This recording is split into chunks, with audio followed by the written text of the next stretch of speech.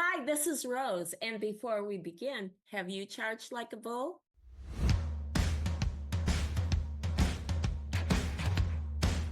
Meet Rose Odette, tech trailblazer, EMR pioneer, and $100 million founder. Her book, Charge Like a Bull, unveils 7 strategies to scale without investors. Crush your limits, dominate emerging markets, forge unstoppable alliances. Ready to break through? Get your copy on Amazon now. Hey, grab your copy of Charge Like a Bull and Charge Like a Bull game plan book. You don't need book 1 to get the game plan book.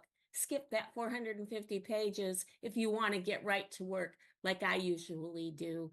They'll both be out on Amazon waiting for you, and you'll find the link in the show notes. And a sneak peek, if you're more into Audible books, the Audible book will be ready at the end of June of 2025, and I've already listened to the first 30 minutes, and it's amazing. I did not narrate it. I hired a professional actor to narrate it, and thank God I did. Anyway, see you in the podcast. Okay. Hi, everybody, and welcome back to Bullish on Business. And today we have a very exciting episode because with us today we have my good friend, Jazlyn Coles. How are you doing today? I'm doing really good. Very glad to be here. Oh, I'm so happy you're here. This is something I've been really looking forward to. Well, today I'm honored to welcome the truly inspired guest, Jazlyn Coles. She's an entrepreneur, public speaker, spoken word artist, and the CEO of Living in Legacy LLC. She's the dynamic host of the popular podcast, Living in Legacy. Doesn't that sound intriguing? Where she sparks powerful conversations about purpose, growth, and leaving a mark that matters. Jazlyn is also a first-generation college student who blazed her own trail from earning her Associates of Arts degree, Magna Cum Laude. Oh, I'm so proud. To studying entrepreneurship and management at Central Michigan University in Mount Pleasant, Michigan, to becoming a McNair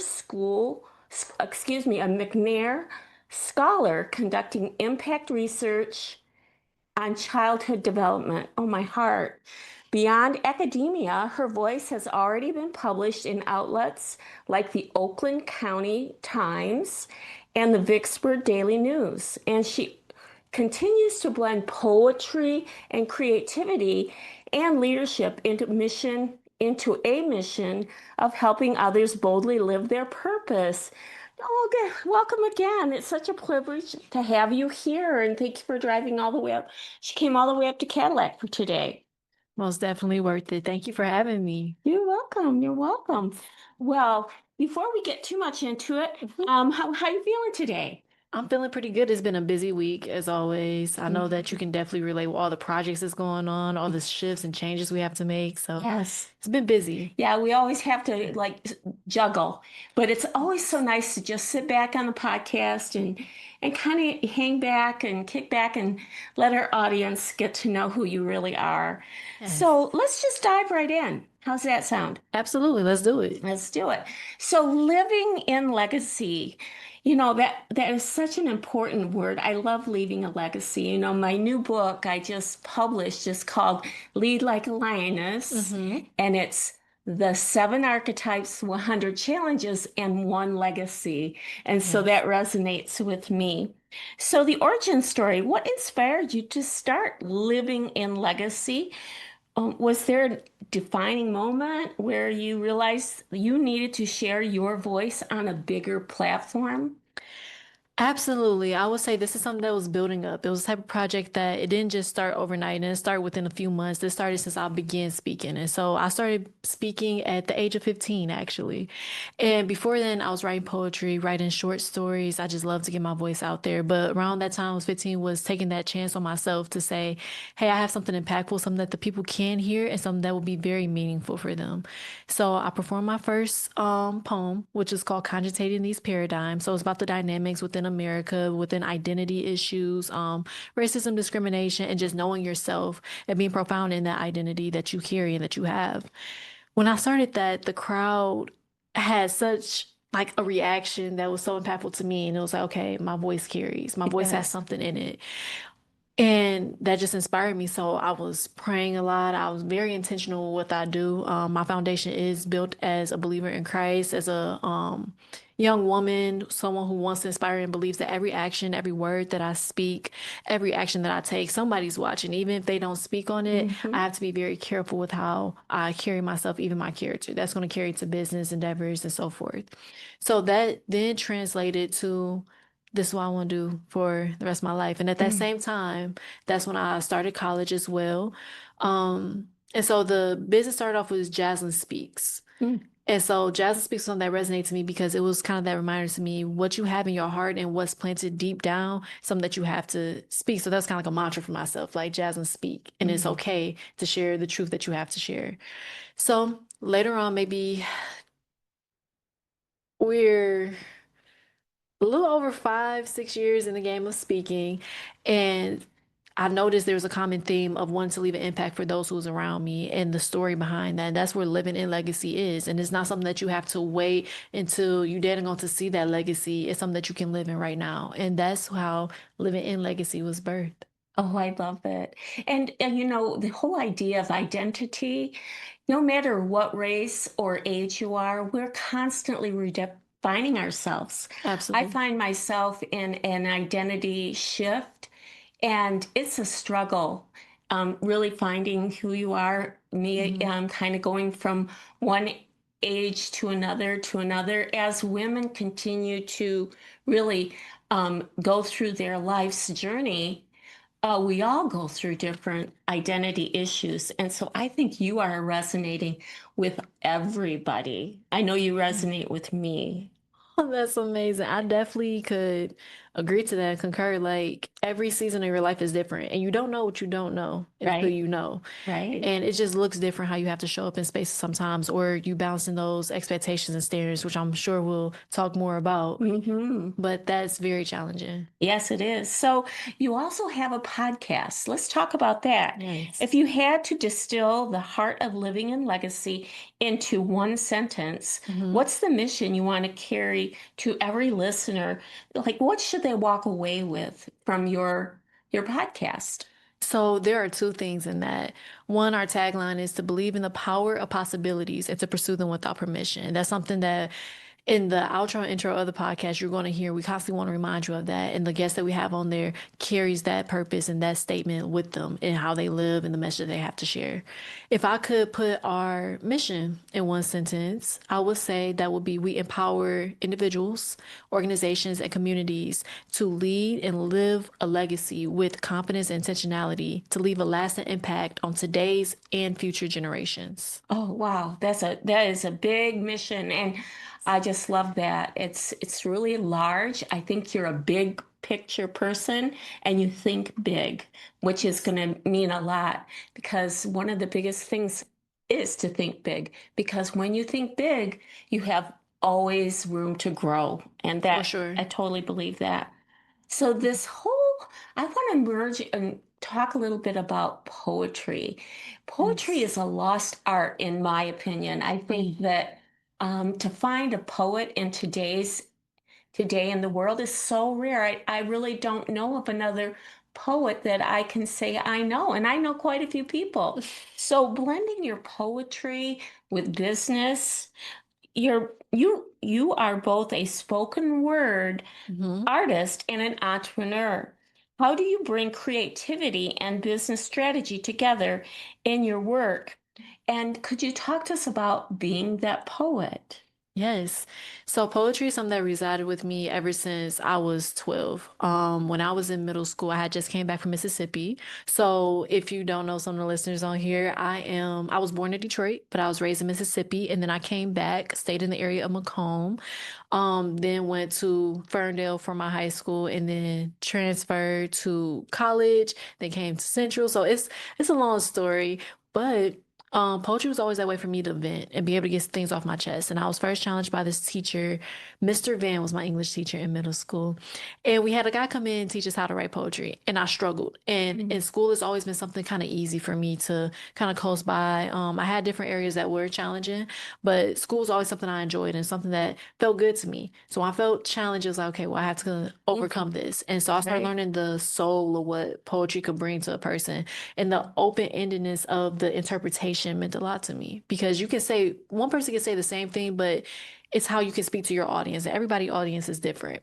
And so that's what poetry means to me, an authentic expression of who you are. And you can paint a picture with your words. You can write pain, but it somehow come out beautiful. And that's always what I want to share. So at that first performance, that's when I was able to leverage that voice and have the confidence to take that chance on myself. And I was scared. I was so scared because you sometimes when you put yourself and your art out there, it leaves room for judgment. It leaves room for, like I said, open interpretation. And as a beginner, you just never know what that may look like or how they may respond to it. But over time, I was able to realize that's a part of me. Even in my undergrad studying entrepreneurship with a minor in management, I learned that business has its great pros and cons to it as well. But one of the biggest things within the leadership journey and the path I want to pave was keeping that authenticity. And creativity help drive innovation and be able to carry the message you want, able to get people to come together in unity. As you said, one legacy in your book. That's that unity, that togetherness that you need because you can't do it on your own. Even as you're learning yourself in different seasons, it's nothing that you can do on your own. You know, So, you're a faith-based woman, which I totally respect. thank you. And, Thank you. you know, when you said that poetry speaks to each person differently, it reminded me of reading the Bible because you could read a verse and I could read a verse, and it could mean something completely different to you because of Right. who you are and where you are in your life. Mhm. And I could get another message. And I think you're saying that about poetry as well. Absolutely. I think, especially as a woman of faith, that whatever my relationship and connection is with God, that's going to carry wherever you go. You know, what someone do behind closed doors, eventually they can only put a facade on for so long. So that anointing, that presence is going to come by. And whether, you know, there may be other people who may not share the same faith, but it's some type of truth that's in there that we connect because there's still that humanity that's in between it. Oh, So you're yes. just giving me chills. Okay, let's talk about legacy. On Yes. legacy, the word legacy is powerful. You know, the first time I heard about it is when I was actually in college and I was rushing Alpha Chi Omega sorority, and they asked me if I was a legacy, and I was the first person to go to college in my family, so I was not a legacy, but it means that you're carrying something forward. So the word, it's such a powerful word. Absolutely. What does living in the legacy mean? You touched on it a minute ago, but could you dig a little deeper in living in legacy? Because it's Absolutely. like legacy, you think of, I'm bringing forward like the past to the future, but how do you live in it? Yes. It's something that you have to do with intentionality. So we already spoke on the things of togetherness or unity and having that faith base and knowing that it's part of a bigger picture, right? Going more deep into it, when we talk about and speaking to our audience about living in legacy, it comes with knowing who you are and the role that you play in the bigger picture as well. So you can leave a legacy by having something done, but a lot of things by being a young leader as well is looking at I don't have to wait until I have a certain profit. I don't have to wait until I have a bigger crowd or even in comparison to other people. To live in legacy is to be your most authentic self in the time being, understanding the role that you play in the season that you're in right now, because as Rose mentioned, that's going to change. And having that confidence to know that even if it's just that one person that you have that conversation with, you can change their trajectory. And I guarantee that's going to affect the next person that they may speak to in their audience or in their pool of people that's along their mission or just attached to them. That's living in legacy. And you can only do it with intentionality. You can only do it with a certain confidence in yourself. And I want to speak to confidence a little bit too, because it's easy to say be confident in spaces, or is maybe easy to say you have to be confident, but that's a process. And that takes time with spend time with yourself before you go onto different platforms, different stages, different rooms. But it's knowing that you don't have to have it all together. Okay. I'm speaking to myself with that too. You don't always have to have it all together, and you don't have to know how it's going to end to be confident in it. It's to understand that you play into a bigger picture into it. So even the flaws, even the things you may not know, that's going to have an impact. Because most people are impacted mostly not by perfection, but by the most authentic version of you. The most that you show, hey, I can be vulnerable in these spaces. Hey, I can show up and not know in these spaces. And to even say you don't know, it kind of brings some realism into that space to say, hey, okay, I can resonate with her. I can resonate with him. And that's how you build that legacy, because you're building those impacts. So I totally yes. agree with you. I think that perfection is a facade, and that, we can always try to become better and always improve as much as we possibly can. And that competence gives us confidence. I always love the play with words. I like that. Competence brings confidence, because the more competent you get, your confidence goes up, because you feel like, hey, I can master this, I can do this.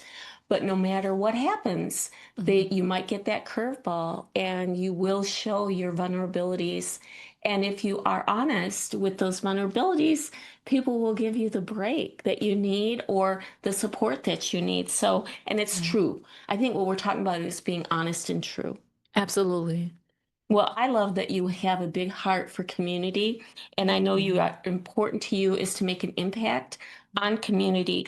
Your work has been featured in local and regional media for the impact that you've made in Detroit and beyond.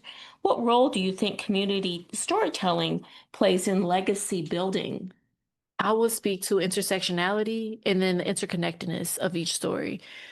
We all foundationally, I believe, have something coming. We want to be seen, we want to be heard, possibly even felt in the things that we go through. We have a story and we come from different backgrounds, but yet we want that community, want that support, and know that we're not alone. A lot of times in me moving around, I did mention briefly, born in Detroit, but moved to Mississippi and raised in Mississippi. I had a lot of places where I encountered dysfunction and not having so much stability. And so in that, being the only child as well, growing up, I had my mom definitely there, always close, and I had other family members and other role models for me. But it was hard kind of navigating that, feeling like I was alone, especially in my space. And so a lot of times in playing sports, I played track, or I ran track. I played basketball. I did kickboxing for some time. And those things helped me not just build the confidence, but see what community can do. See when I felt like, okay, well, I'm not as good as she is, or I don't know how to do this. I was feeling inferior in a lot of spaces. And when you have those experiences, that's probably one of the most credible thing. Knowledge is definitely useful. Your education is definitely useful, but it's different when you have that applied knowledge, which I think turns into wisdom. Also by a great mentor that knowledge and wisdom are different. Knowledge is what you can acquire, but wisdom is what you apply. Oh, that's so well said. So as I was going through that community storytelling, you're able to connect with people. Again, it's really big on connection.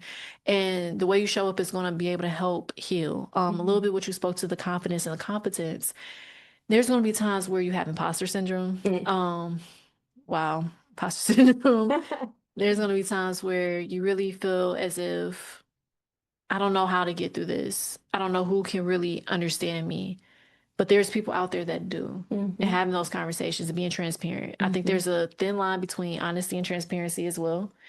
So being able to bridge that gap there, your community means everything. Your village is everything. So And so much is. And, you come from diverse communities.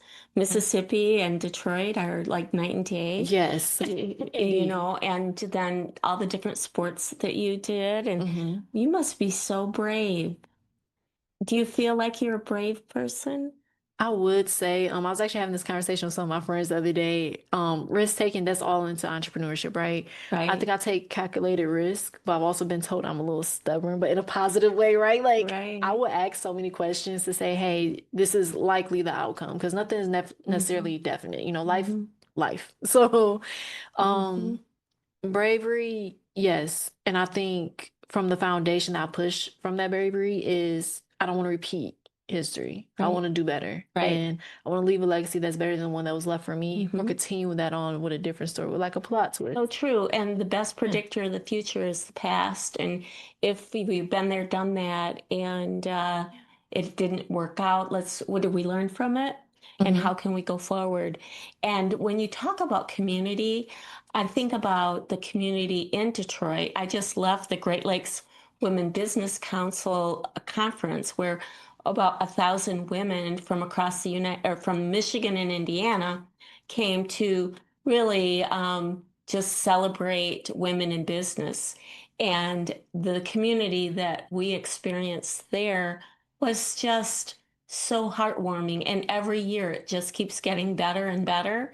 And I just think that, they are the pinnacle of the Detroit women business community. And, they brought in people from Washington, D.C. with the WeBank, Women Business Enterprise and being certified as a woman-owned business. And so the Detroit women's business community is thriving. And I love to hear what's happening at Central Michigan University and the community that has developed such an amazing graduate here, and as well as your friend Bryn. Yes. She's amazing too. She is. That's a passionate woman right there. That is, and Yes. she comes from Pro Image Design. And so we have a lot of really cool women coming out of Central Michigan University as well. And you seem to touch a lot of very important communities, and I'm going to watch those spaces. So let's talk about guests and conversations. What makes a good guest or a great guest for you in your podcast? So I think when you look at someone's background or their journey and what they pride themselves on or what they want to be known for, in those conversations that you have with them, you look at what can they speak to. Kind of similar when you're choosing your mentors. Every mentor doesn't have every answer for you, and they can't speak to every area of your life. So you have to be very strategic with that. In season 1 of Living in Legacy podcast, it's the intersection of leadership and education and how that impacts us in entrepreneurial teachings to be applicable in creatives, young professionals, and entrepreneurs. Okay. So when we look at that, a lot of the guests has a background in higher ed. They have a business. I want to highlight one person, Carnell Poindexter. He is the founder and CEO of Inner City Inclusion, ICI. And so he's there on a mission to be able to give underrepresented and underserved communities access to higher education and the resources. Good. And so a lot of his work is based in Detroit. Even going back just a little bit, Detroit is a home for creativity. They say Detroit women hustle different, or they hustle harder. Like, it's something about the people that come out of Detroit, the grit, the resilience in it. It's something that's almost unmatched, and you're going to know that distinction within their creativity and their backgrounds as well. So speaking of some of those young entrepreneurs, we have the president, Dr. Neil McKinnon, as well on episode 2, speaking about that work-life balance, what it means as a president and being in those leadership roles when you have the fatigue and the burnout in it. Then you have other people like Bob Larson. They're assisting that we've been having conversations, and hopefully we can lock them down on the podcast as well to come and talk about their first generation experience as college students, running multi-million businesses or like traveling globally, doing 2+ million views on TED Talks and so forth, to be able to share what was that journey behind that. The guests, I really want guests who focus on the internal building, because again, you carry your character wherever you go, and no matter the facade or the cover up you try to hold in a place so that someone may not see the real, I would say, it's going to come out eventually. It does. So It that's does. something we want people to speak to. You be comfortable in your own skin. And so I think that you give them that space to do that and then to share, which is huge.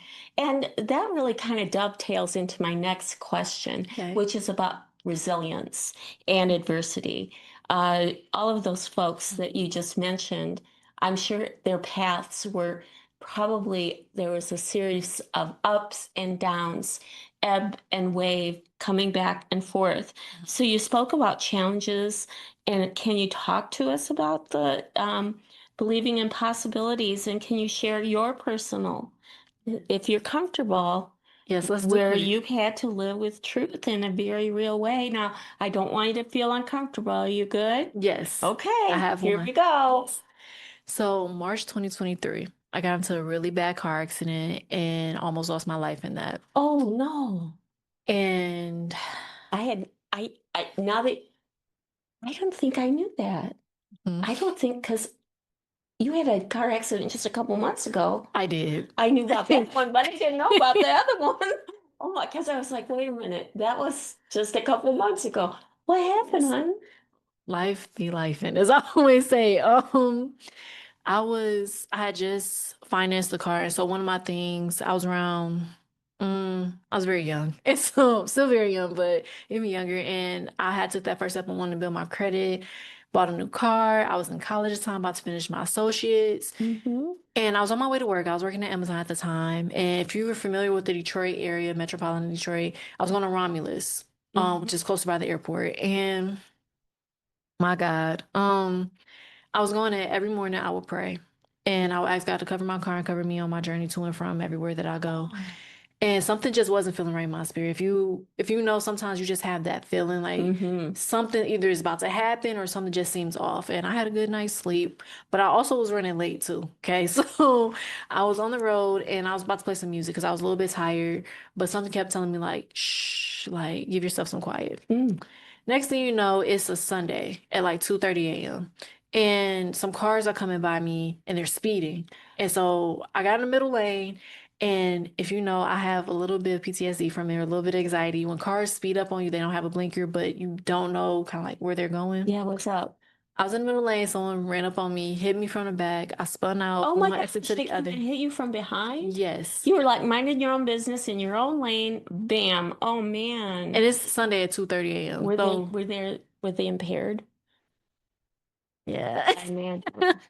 So in that, I was that changed a lot for me because at the time the environment that I was staying in wasn't the best or the healthiest. I always was on the go for a reason. So a lot of the pain or experiences that I was going through, I always wanted to find a positive way to channel them.